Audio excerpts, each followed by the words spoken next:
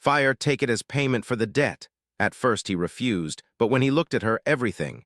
Daniel had never been a man to seek trouble, but trouble seemed to find him anyway. Life in the small rural town had always been simple but hard. Most people lived by their own hands, growing their food, tending livestock, or working at small shops and farms. Daniel was no exception. He had a small workshop where he repaired tools, fixed furniture, and sometimes built small things for neighbors who needed them. His life was quiet, structured, and predictable. But that predictability had been disrupted when a local business owner, Mr. Hargrove, came to him for help. Mr. Hargrove ran the town's only general store. He was a kind man, but he had made some bad financial decisions and found himself on the edge of losing everything. Daniel had known him for years, enough to respect him, enough to trust him. So when Mr. Hargrove asked to borrow some money to cover his bills, Daniel didn't hesitate. He lent him a fair amount, not because he expected anything in return, but because he knew what it was like to struggle. Daniel had been through tough times himself, and he couldn't stand the thought of someone losing their livelihood. For a while, everything seemed fine. Daniel trusted Mr. Hargrove to repay the money in due course, but months passed, and the debt remained unpaid. Daniel began to feel the pinch himself. Small bills started stacking up. Repairs in his own workshop became harder to afford. His confidence began to waver. He had always believed that people returned favors and repaid debts, at least in time, but this time it seemed different. Mr. Hargrove was a kind man, yes, but even the kindest of people could be careless. Daniel's pride prevented him from asking again. He didn't want to seem pushy or greedy, but deep down, he knew he needed to act before his own situation became desperate. One evening, as the sun began to dip behind the hills and the sky turned shades of pink and orange, Daniel walked through the town's narrow streets. The air was cool and fresh, and the quiet sounds of the town, a dog barking in the distance, the faint clatter of shutters closing, the murmur of neighbors talking, filled the evening with a familiar comfort. But tonight, Daniel's mind was far from comfort. He walked slowly, thinking about bills, about his workshop, and about how he could ask Mr. Hargrove to finally pay him back without sounding unkind. He had no answer. It was at that moment that he saw her. Clara. She was standing near the small fountain in the town square, her hands resting lightly on the edge of the stone basin. She looked calm, composed, and at ease, even though the evening air was cool enough to make most people shiver. Daniel had seen her around town before, but he hardly knew her. She was known in the community as someone who helped quietly. She would donate a small amount here, fix something for a neighbor there, and always without drawing attention to herself. She was polite, kind, and very private, but there was something about her that always seemed to command attention even without trying. As Daniel approached, she turned slightly and smiled at him, a small, knowing smile. "Daniel," she said softly, her voice steady but gentle. "I think we need to talk." He stopped, unsure how to respond. There was a calm seriousness in her eyes, something that made him both curious and cautious. "About what?" he asked, trying to keep his voice neutral. Clara took a small step closer. "About the debt," she said simply. That one word made Daniel's stomach tighten. He had been thinking about it constantly for weeks, but hearing it from her mouth made it feel heavier, more urgent. I don't understand," Daniel stammered. "What do you mean?" Clara's eyes held his, and for a moment he felt as if she could see everything he was thinking, the worry, the pride, the exhaustion. "I can help," she said softly. "I can settle it in my own way." Daniel's brow furrowed. "I don't understand," he said again, but this time there was tension in his voice. "I can't ask you to do that. It's not necessary." She shook her head gently. "It is necessary. I want to help. I don't expect anything in return, and I don't mean to overstep. But I can see you're struggling, and I think I can help in a way that matters." Daniel's mind raced. Help in a way that matters. What did she mean? Money? Labor? Something else entirely? He wanted to ask, but the words caught in his throat. There was a strange mix of curiosity, caution, and suspicion building inside him. He didn't want to appear weak, but the truth was he was tired. He was worried, and part of him wanted to accept whatever help she was offering just to relieve the burden on his shoulders. Still, pride made him straighten up. I can't," he said finally, shaking his head. "It's not right. I lent the money and I'll wait for it to be returned. That's the proper way. I can't take something from you just like that." Clara's gaze softened, but she didn't step back. "I understand," she said. But sometimes the right way isn't the only way, and sometimes people need help even if they don't want to admit it. Daniel opened his mouth to respond, but no words came. He looked at her, really looked for the first time. He noticed the slight crease of concern on her forehead, the way her eyes seemed calm but full of understanding. There was a quiet strength about her, a patience that didn't demand anything but expected honesty in return. For a moment, the world seemed to pause. Daniel felt the weight of the debt, the weight of his pride, and the weight of her quiet offer pressing down on him all at once. He wanted to refuse, yes, but he also wanted to trust her, to accept that maybe help didn't always come in the way he expected. But before he could say anything, Clara stepped back slightly, giving him space. "Think about it," she said softly. "I'm not asking for an answer now, just think." And with that, she turned and walked away, her figure disappearing into the dimming light of the town streets. Daniel stood there, rooted to the spot. He watched her go, and he felt something shift inside him, a mixture of curiosity, hesitation, and an unfamiliar sense of hope. He realized he didn't know her as well as he thought. And maybe, just maybe, there was more to her offer than he had first assumed. The evening wore on, and Daniel walked home slowly, his thoughts tangled in a knot. He remembered all the moments in life when help had come unexpectedly, when people had reached out in ways that weren't convenient or obvious. Could this be one of those moments? Could Clara's offer be genuine, something more than a simple gesture? By the time he reached his small home at the edge of town, the sun had disappeared completely, leaving the sky dark with stars. Daniel sat by the window for a long time, staring into the night, thinking about Clara's words, her calm presence, and the strange offer she had made. He didn't know what the future held, but he knew one thing. He couldn't stop thinking about her, and he couldn't stop thinking about what she had offered. It was the first night in weeks that Daniel felt a flicker of something new, a glimmer of possibility, a quiet sense that maybe, just maybe, things could change. And though he didn't yet understand how, he knew that the next time he saw Clara, his life might look very different. Daniel woke the next morning with the memory of Clara's words still lingering in his mind. He had spent most of the night turning them over, weighing them against his pride and his worries. The idea of someone offering help like that, not out of obligation, but out of genuine care, was foreign to him. He had always believed that debts were settled with money or action, never with trust or quiet gestures of understanding. And yet Clara's presence haunted him, not in a disturbing way, but in a way that made him question the limits of his own judgment. At the workshop, the day started as usual. Daniel's hands moved with practiced skill as he repaired a broken chair for Mrs. Simmons, a kindly elderly woman who lived down the lane. The chair had a loose leg, and Daniel carefully measured, cut, and joined the wood, making sure it would be sturdy again. Yet, despite the rhythmic work and familiar smells of sawdust and varnish, Daniel's mind wandered. He couldn't stop thinking about Clara, about her calm eyes, and about the mysterious payment she had offered. He remembered the way she had looked at him, not with pity or judgment, but with understanding. There was something about the way she had spoken that felt different from anyone else he had ever met. Most people in town either respected him for his skills or avoided him in casual distance, but Clara had seen him, really seen him. And that recognition stirred something deep inside him, something he hadn't felt in years. Daniel tried to shake it off. He had bills to pay, clients to attend to, and the lingering worry about Mr. Hargrove's debt pressing down on him. He couldn't afford distractions, yet the thought of Clara's offer kept coming back. It wasn't just her words. It was her presence, her quiet confidence, the way she moved through the world with purpose and kindness. He realized that he had underestimated her, thinking that she was just another face in the town. But she was far more than that. She was a force of calm, a person who could change perspectives simply by being herself. Later that day, Daniel went to check on Mr. Hargrove's store. The bell above the door jingled as he entered, and the familiar scent of grain, coffee, and old wood filled his senses.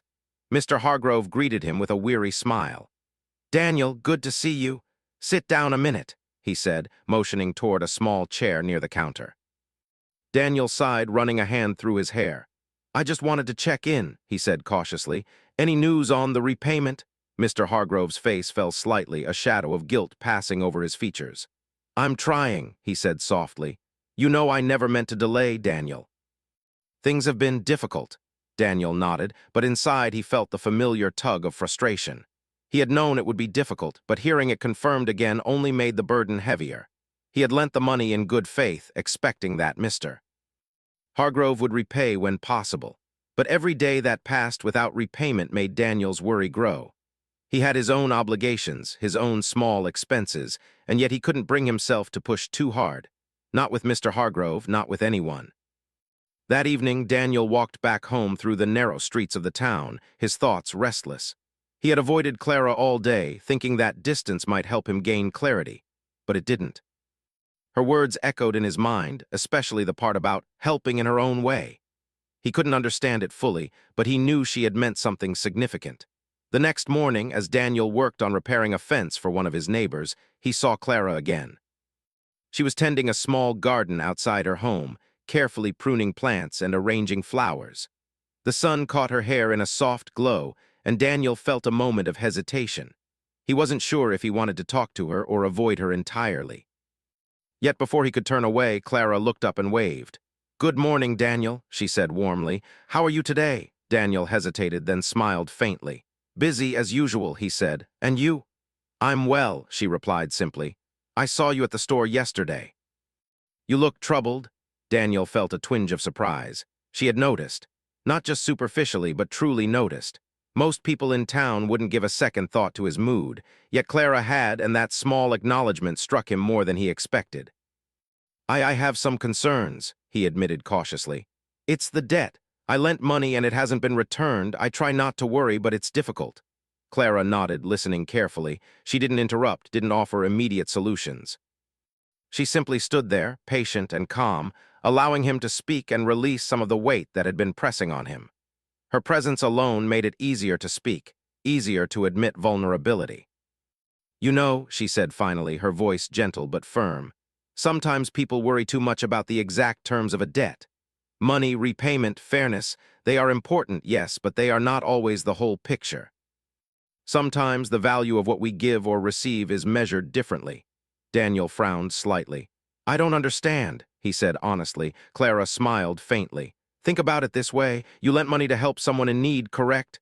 "Yes," Daniel said. "And that act itself had value, did it not? You helped when it was necessary without expecting anything in return." Daniel nodded, but a small voice inside him whispered that the debt still needed to be settled. Money mattered. It always mattered. He couldn't ignore that reality. Clara seemed to sense his hesitation. "I'm not suggesting you ignore your needs," she said. "I'm saying that sometimes help comes in ways we do not expect, and sometimes accepting that help does not make us weak, it makes us human." Daniel looked at her, and for a moment the world seemed quiet. He realized she was right, in a way he couldn't fully articulate. Most of his life, he had measured himself by his independence, by the ability to handle problems alone. Asking for help had always felt like admitting failure, but Clara's words made him question that belief. Perhaps needing help didn't diminish him. Perhaps accepting help, especially from someone who genuinely cared, was a strength he had overlooked. Days passed, and Daniel continued to struggle with the decision. He couldn't shake Clara from his thoughts. He noticed her quietly helping others, carrying groceries for an elderly neighbor, repairing a broken fence for someone who couldn't manage it alone, offering kind words without ever drawing attention. Every act made him think again about her offer, about the meaning behind it, about the courage it took to extend help without expecting repayment or recognition. One afternoon, Daniel found himself at the town's small market, selecting supplies for his workshop. He was alone, yet he felt a sense of anticipation. The sunlight streaming through the open doors and the smell of fresh bread and coffee created a comforting atmosphere, but his mind was elsewhere. And then he saw her again, across the market, arranging flowers for a small stall. Their eyes met briefly, and she nodded, as if acknowledging his inner struggle without speaking a word. Daniel realized something important in that moment. Clara's offer was not about money or repayment. It was about trust. It was about recognizing that sometimes we all need support, and that support can take forms we do not expect. He had initially thought of her offer as strange, even intrusive, but now he saw it differently. It was thoughtful, sincere, and selfless. It required humility to accept, yes, but it also required strength to offer. That evening, Daniel returned home, his mind calmer than it had been in weeks. He sat by his small window watching the sun set behind the hills. The sky was painted with deep oranges and soft purples, and a gentle breeze rustled the leaves of the trees outside. For the first time in a long while, he felt a sense of clarity.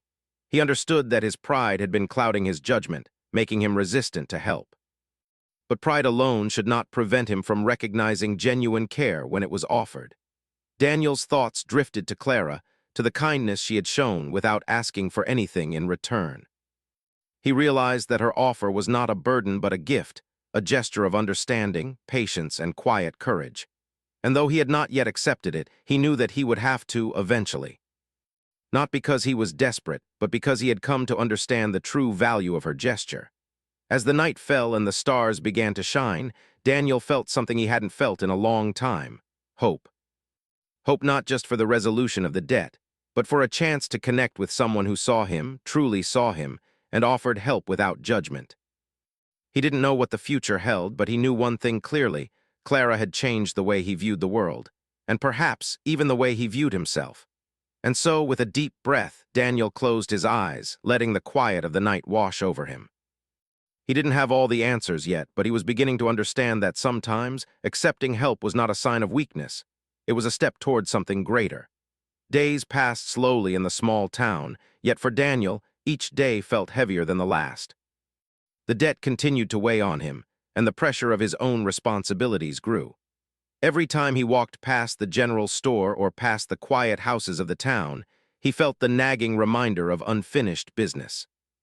And yet the image of Clara, calm, patient, and resolute, lingered in his mind, pushing him to think differently. He could no longer dismiss her offer or ignore the quiet courage behind it.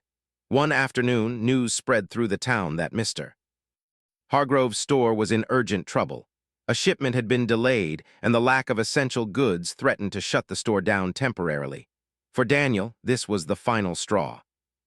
He had tried to manage, tried to let the situation take its course, but now he realized that action was needed, immediate and decisive. The store had been a cornerstone of the town, and the thought of it closing even briefly filled him with unease. Without thinking much, Daniel grabbed his coat and hurried toward the store. As he walked, his mind raced with worry and solutions. Perhaps he could use some of his own savings to help, or maybe he could speak with suppliers and negotiate a delay. But deep down, he knew it wouldn't be enough. The problem was bigger than what he could handle alone. He realized that he had been relying on pride and independence for too long, ignoring the possibility that help could come from unexpected sources. When Daniel arrived at the store, he found Mr. Hargrove pacing nervously behind the counter. The older man looked older than his years, the stress of the situation written clearly on his face. "Daniel," he said, relief washing over his features, "I'm glad you came." "I didn't know what to do. This could ruin everything." Daniel nodded. "I know, but we'll figure it out," he said firmly, though he didn't fully believe his own words. He could feel the weight of responsibility pressing down on him, the sense that he alone could not solve this problem. Just then, Clara appeared at the door. She had been informed about the situation by a neighbor and had come immediately, without hesitation. Daniel felt a mixture of surprise and relief. Clara's presence had always been comforting, but now it felt like a lifeline. "Clara," Daniel said, his voice a mix of gratitude and awe, I didn't expect you." She smiled gently, her eyes calm yet full of determination. "I heard there's trouble. I thought I might be able to help," she said simply. Daniel felt a strange mixture of emotions, admiration, relief, and something deeper he couldn't yet name. He realized in that moment that her offer from days ago was not just a casual gesture. She had the courage and initiative to act when others might hesitate.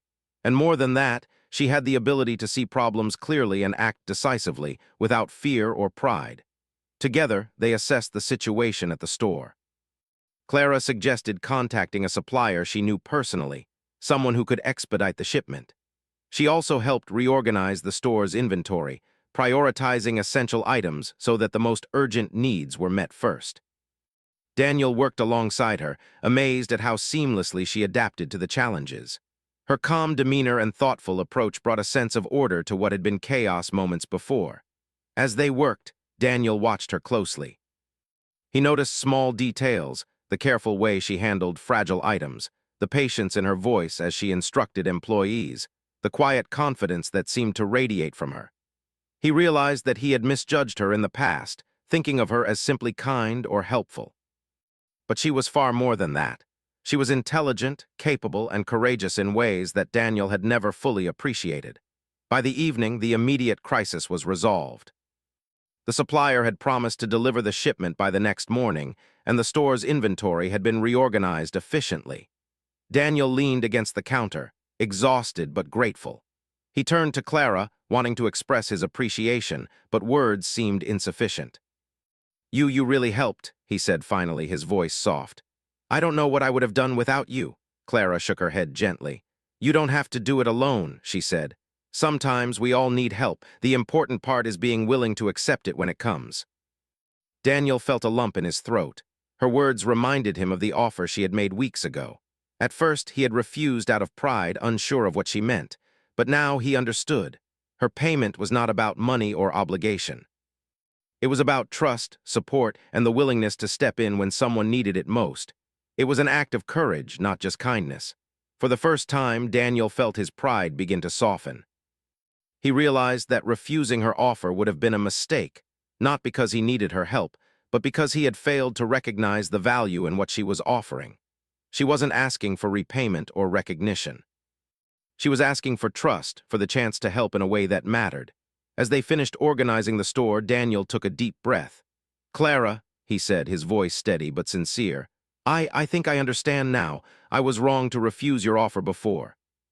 You've shown me that help isn't always about money. Sometimes it's about people, about trust, about seeing what really matters." Clara smiled, a warmth in her eyes that made Daniel's chest tighten. "I'm glad you understand," she said softly. "It wasn't about proving anything. I just wanted to help in a way that mattered, that's all." Daniel felt a profound shift inside him. The weight of the debt, the worry, and the pride that had burdened him for weeks seemed lighter now.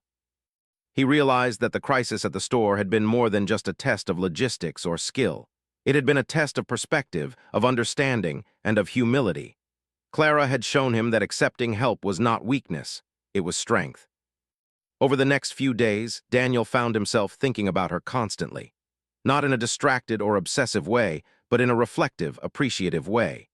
He noticed how she moved through the town, helping quietly, observing carefully, and acting decisively when needed. Each action reminded him of her offer, of the courage it took to extend help without expectation. One evening, Daniel decided to visit her garden. He wanted to thank her properly, not just for helping at the store, but for changing the way he thought about life, trust, and human connection.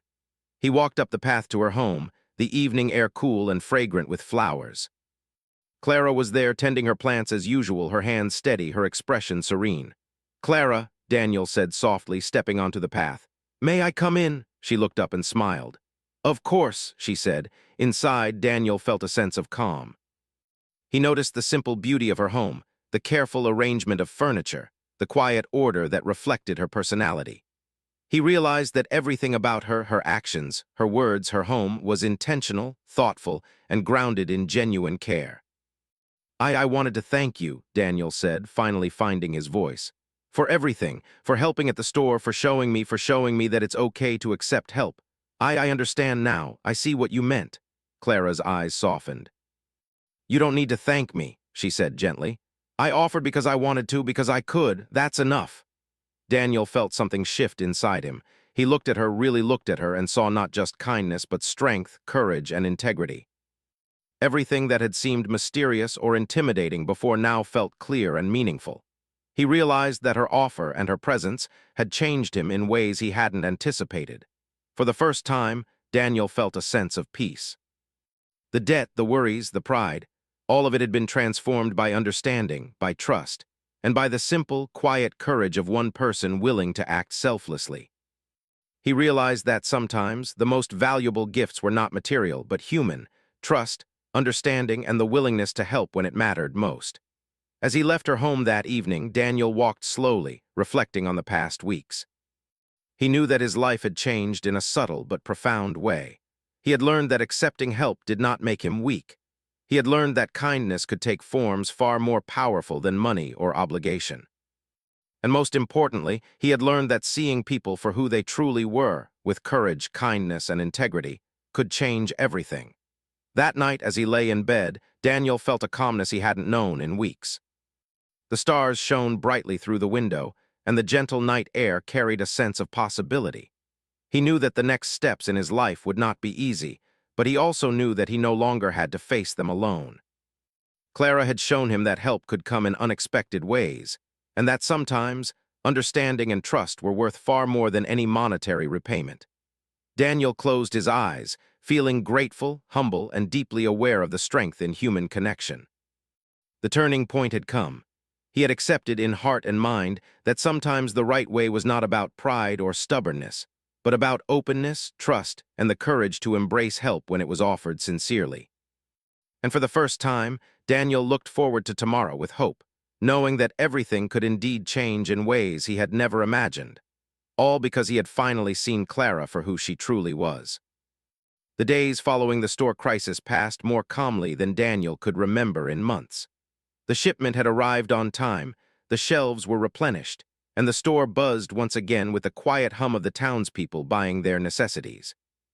Daniel felt a sense of relief, not just because the immediate problem was solved, but because the experience had changed him profoundly. The weight of worry that had pressed on his chest for weeks now felt lighter, almost as if it had been lifted by the small but meaningful acts of Clara's help. Yet, the calm brought its own reflection. Daniel couldn't help thinking about the past weeks, about his stubborn pride, his hesitation to accept help, and the quiet strength of Clara. He realized how often he had overlooked simple gestures, how often he had dismissed kindness as inconsequential, and how easily fear or pride had clouded his judgment. Clara had changed that. She had offered her help not as a transaction, but as a gesture of trust, and in doing so had opened his eyes to a different way of seeing the world. One morning, Daniel decided to visit her again. He felt an urge to express his gratitude more fully, to acknowledge what she had done, not just for the store, but for him personally. He walked through the familiar streets, noting the flowers along the sidewalks, the laughter of children playing in the yard of a neighbor, and the gentle rustle of trees in the breeze. Everything seemed brighter, quieter, and calmer than it had in weeks. When he arrived at her home, he saw Clara in the garden, tending to her plants with the same care and focus he had observed before. She looked up as he approached, and a small, warm smile spread across her face. "Good morning, Daniel," she said softly. "I was wondering when you might come by."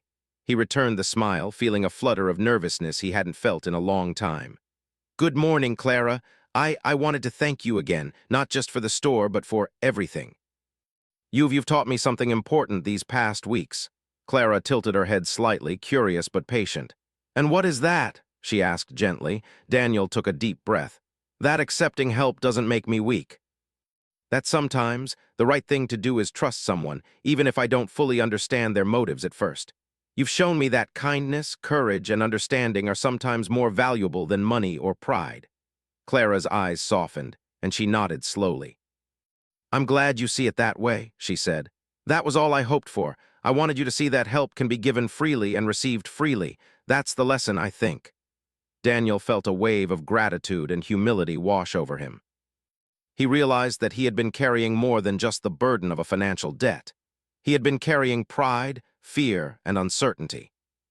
Clara's presence had gently lifted those burdens, and in doing so had opened a door he didn't know existed, a door to understanding, trust, and human connection. Over the next few days, Daniel and Clara spent more time together, not formally, but naturally. They would meet in the market, share small conversations while running errands, and occasionally work side by side on minor projects in the town. Daniel found himself drawn to her intelligence, her quiet determination, and her unwavering sense of fairness. Each interaction deepened his respect and admiration for her, and he realized that his feelings had grown into something more profound than simple gratitude. One evening, as the sun dipped low behind the hills, painting the sky in shades of pink and gold, Daniel found himself walking with Clara along a quiet lane near the edge of town. The air was cool, carrying the scent of blooming flowers and freshly tilled soil. They walked in comfortable silence, each step echoing softly on the dirt path. Finally, Daniel spoke, his voice tentative but steady. "Clara, I've been thinking a lot about what you did for the store and for me." I don't know how to explain it, but it changed the way I see everything. I feel like I owe you more than thanks." Clara glanced at him, her eyes calm but attentive. "You don't owe me anything, Daniel," she said softly. "I offered help because I wanted to, because I could. That's all the payment I was asking for your understanding." Daniel stopped walking and looked at her directly. "I understand now," he said firmly.